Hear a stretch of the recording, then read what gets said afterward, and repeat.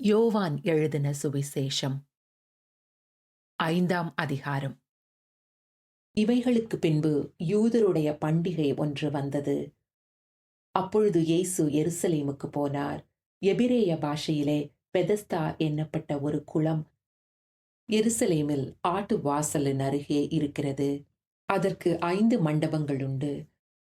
அவைகளிலே குருடர், சப்பானிகள், சூம்பின உறுப்புடையவர்கள் முதலான வியாதிக்காரர் அநேகர் படுத்திருந்து தண்ணீர் எப்பொழுது கலங்கும் என்று காத்து கொண்டிருப்பார்கள். ஏனெனில் சில சமயங்களில் தேவதூதன் ஒருவன் அந்த குளத்தில் இறங்கி தண்ணீரை கலக்குவான். தண்ணீர் கலங்கின பின்பு யார் முந்தி அதில் இறங்குவானோ அவன் எப்பேற்பட்ட வியாதியஸ்தனாயிருந்தாலும் சொஸ்தமாவான். 38 வருஷம் வியாதி கொண்டிருந்த ஒரு மனுஷன் அங்கே இருந்தான்.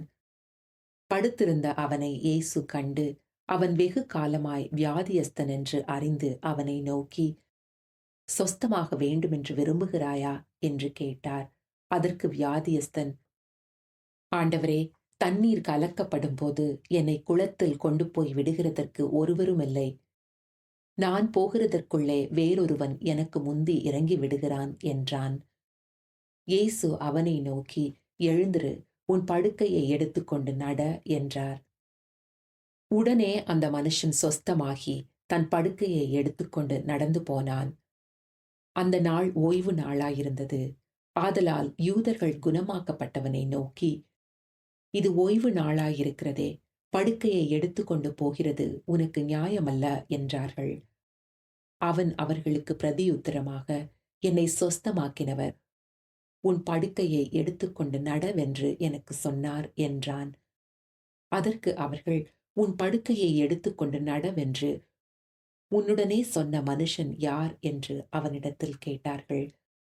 சொஸ்தமாக்கப்பட்டவன் அவர் இன்னார் என்று அறியவில்லை. அவ்விடத்தில் ஜனங்கள் கூட்டமாயிருந்தபடியினால் இயேசு விலகியிருந்தார். அதற்கு பின்பு இயேசு அவனை தேவாலயத்திலே கண்டு, இதோ நீ சொஸ்தமானாய், அதிக கேடானதொன்றும் உனக்கு வராதபடி இனி பாவம் செய்யாதே என்றார். அந்த மனுஷன் போய் தன்னை சொஸ்தமாக்கினவர் இயேசு என்று யூதர்களுக்கு அறிவித்தான். இயேசு இவைகளை ஓய்வு நாளில் செய்தபடியால் யூதர்கள் அவரை துன்பப்படுத்தி அவரை கொலை செய்ய வகை தேடினார்கள். இயேசு அவர்களை நோக்கி, என் பிதா இதுவரைக்கும் கிரியை செய்து வருகிறார், நானும் கிரியை செய்து வருகிறேன் என்றார்.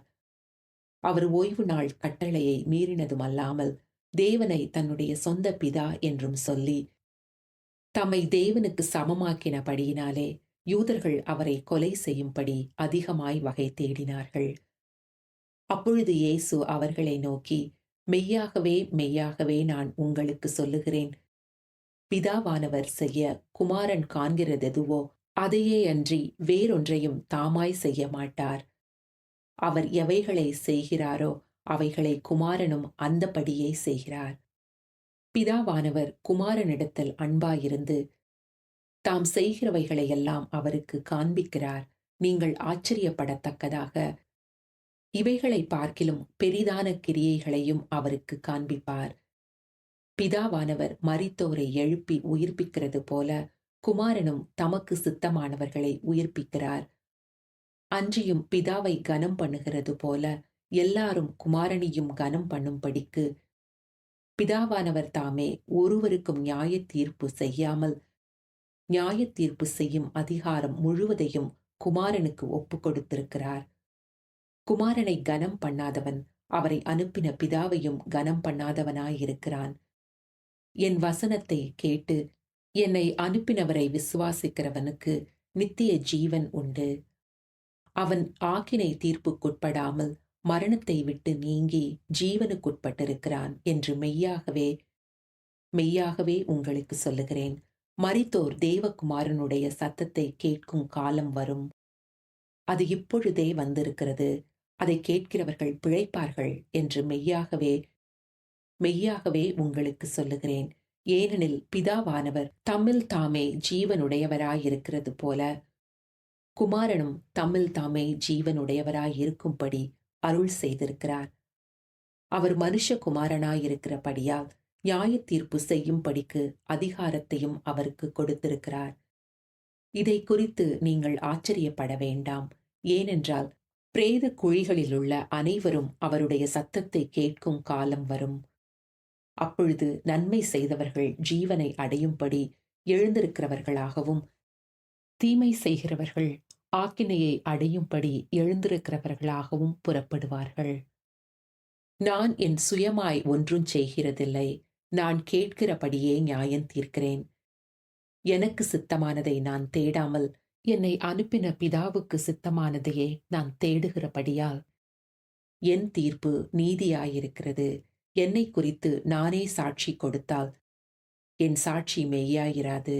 என்னை குறித்து சாட்சி கொடுக்கிறவர் வேறொருவர் இருக்கிறார். அவர் என்னை குறித்து கொடுக்கிற சாட்சி மெய்யான சாட்சி என்று அறிந்திருக்கிறேன். நீங்கள் யோவானிடத்தில் ஆள் அனுப்பி விசாரித்தீர்கள். அவன் சத்தியத்திற்கு சாட்சி கொடுத்தான். நான் ஏற்றுக்கொள்கிற சாட்சி மனுஷருடைய சாட்சி அல்ல. நீங்கள் ரட்சிக்கப்படுவதற்காகவே இவைகளை சொல்லுகிறேன். அவன் எரிந்து பிரகாசிக்கிற விளக்காயிருந்தான். நீங்களும் சில காலம் அவன் வெளிச்சத்திலே களி கூற மனதாயிருந்தீர்கள். யோவானுடைய சாட்சியை பார்க்கிலும் மேன்மையான சாட்சி எனக்கு உண்டு. அதென்னவெனில், நான் நிறைவேற்றும்படிக்கு பிதாவானவர் எனக்கு கற்பித்ததும் நான் செய்து வருகிறதுமான கிரியைகளே பிதா என்னை அனுப்பினார் என்று என்னை குறித்து சாட்சி கொடுக்கிறது. என்னை அனுப்பின பிதா தாமே என்னை குறித்து சாட்சி கொடுத்திருக்கிறார். நீங்கள் ஒரு காலம் அவர் சத்தத்தை கேட்டதுமில்லை, அவர் ரூபத்தை கண்டதுமில்லை. அவர் அனுப்பினவரை நீங்கள் விசுவாசியாதபடியால் அவருடைய வசனம் உங்களில் தரித்திருக்கிறதுமில்லை. வேத வாக்கியங்களை ஆராய்ந்து பாருங்கள். அவைகளால் உங்களுக்கு நித்திய ஜீவன் உண்டென்று எண்ணுகிறீர்களே. என்னை குறித்து சாட்சி கொடுக்கிறவைகளும் அவைகளே. அப்படி இருந்தும் உங்களுக்கு ஜீவன் உண்டாகும்படி என்னிடத்தில் வர உங்களுக்கு மனதில்லை. நான் மனுஷரால் மகிமையை ஏற்றுக்கொள்ளுகிறதில்லை. உங்களில் தேவ அன்பு இல்லை என்று உங்களை அறிந்திருக்கிறேன். நான் என் பிதாவின் நாமத்தினாலே வந்திருந்தும் நீங்கள் என்னை ஏற்றுக்கொள்ளவில்லை. வேறொருவன் தன் சுய நாமத்தினாலே வந்தால் அவனை ஏற்றுக்கொள்வீர்கள். தேவனாலே மாத்திரம் வருகிற மகிமையை தேடாமல் ஒருவரால் ஒருவர் மகிமையை ஏற்றுக்கொள்கிற நீங்கள் எப்படி விசுவாசிப்பீர்கள்? பிதாவினிடத்தில் நான் உங்கள் மேல் குற்றம் சாட்டுவேன் என்று நினையாதிருங்கள். நீங்கள் நம்புகிற மோசேயே உங்கள் மேல் குற்றம் சாட்டுவான். நீங்கள் மோசேயை விசுவாசித்தீர்களானால் என்னையும் விசுவாசிப்பீர்கள். அவன் என்னை குறித்து எழுதியிருக்கிறானே. அவன் எழுதின வாக்கியங்களை நீங்கள் விசுவாசியாமல் இருந்தால் நான் சொல்லுகிற வசனங்களை எப்படி விசுவாசிப்பீர்கள் என்றார்.